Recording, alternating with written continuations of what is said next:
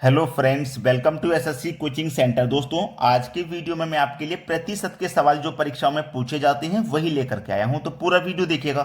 चलिए स्टार्ट करते हैं। पहला क्वेश्चन है, एक गांव में 200 में से 111 महिलाएं हैं, गांव के पुरुषों की संख्या प्रतिशत में क्या है? देखिए, गांव में टोटल लोगों की जो संख्या है वो 200 है, जिसमें से 111 महिलाएं हैं।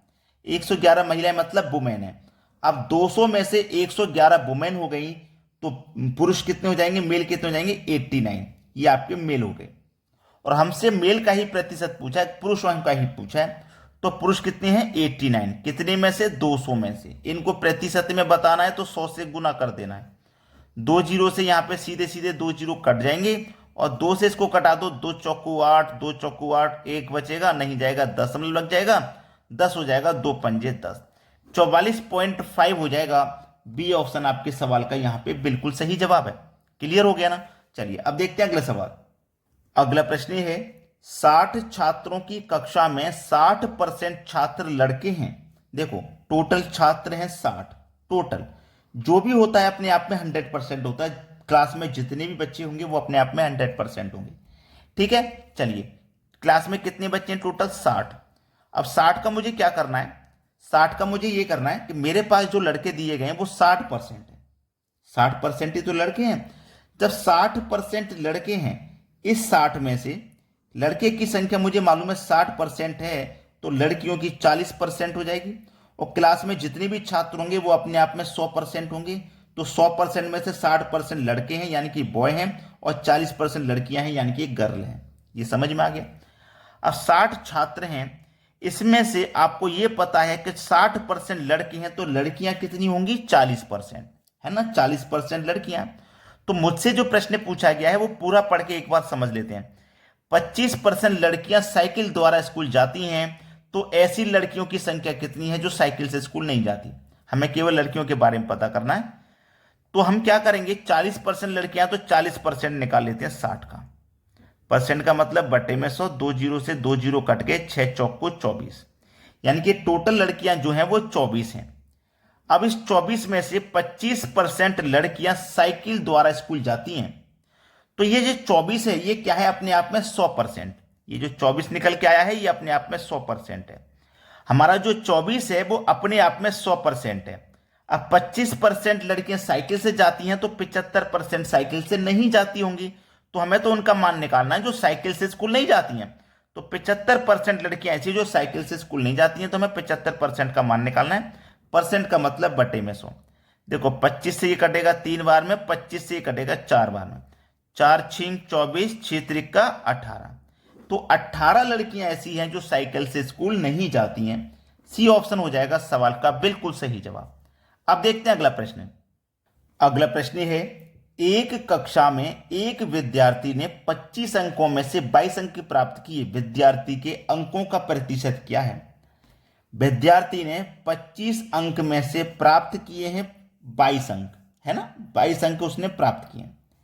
प्रतिशत में बताना है तो 100 से मल्टीप्लाई कर दीजिए, बस सवाल का आंसर आ जाएगा। 25 से कट जाएगा 100 4 बार में, 22 का पे 4 से कर दो 88। तो अंकों का प्रतिशत कितना है भाई? 88% है। पहला ही ऑप्शन हो जाएगा सवाल का सही जवाब। चलिए अब देखते हैं अगला सवाल। अगला प्रश्न है, यदि एक छात्र के अंक में 25% की वृद्धि हो गई, तो उसके टेस्ट में उसका स्कोर 75 हो गया, उसका वास्तविक स्कोर कितना है? अगर ये 25% की वृद्धि नहीं होती तब उसका स्कोर कितना होता, वो पूछा गया है।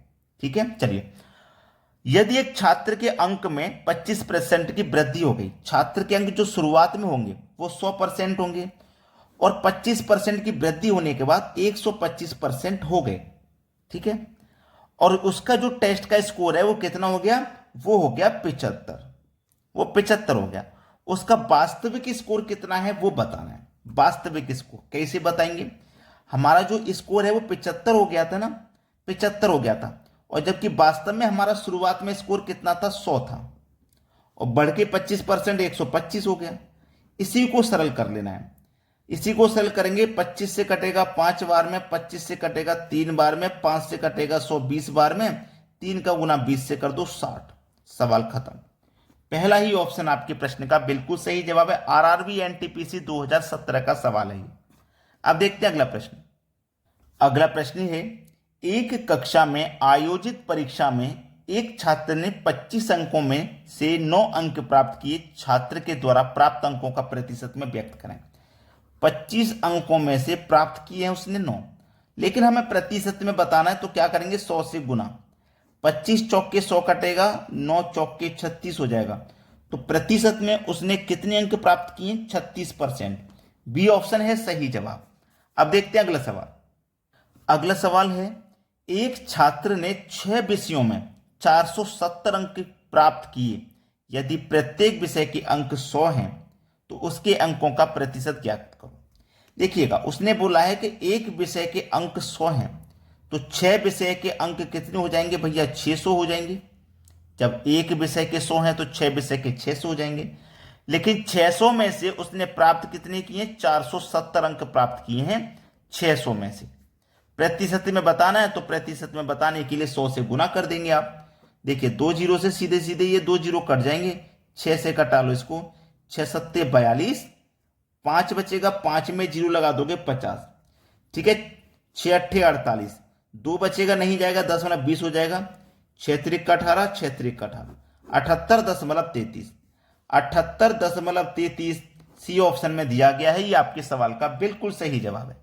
अब देखते हैं अगला सवाल। अगला प्रश्न है, राम की वार्षिक आय 24 लाख रुपए है।